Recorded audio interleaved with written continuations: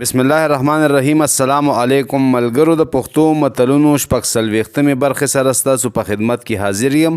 راځئ چې یو څو نوي متلونه درته واورم. وی مطلبي سړی په خټه هور لګوي او وی مه کوه هغه کار چې نه د مور کړی وي نه پلار. او وی د مکې نه زه راغلم او کاڼي ته دموي. ملا یې غواړي خان یې اخلي. ملا مړ مال تعالی.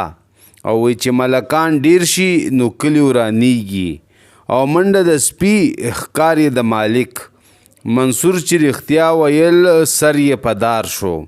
او منګوټی که د غوزانو ډک شي نو بیا هم پکې سیر شړشم راځي. وی مه تیزه خبره کوه مه تیزه توره ګرځوه. او وی مه کرل کا مه ریبل کا تورې سڼې اړول کا. او وی مه کوه په چا وبشي پتا. او مور یې رنګ ګوري ښځه یې سنګ ګوري. او میږي ته چې خدای په قهر شي نو وزرونه ورکړي. او وی مین یم مګر ځان اوبو ته ناچومه. او میاش د ورایه ښکاري. میلمه خپل نصیب خوري. میلمه د خدای دوست دی. او وی میلمه د کوربه په واک کې دی.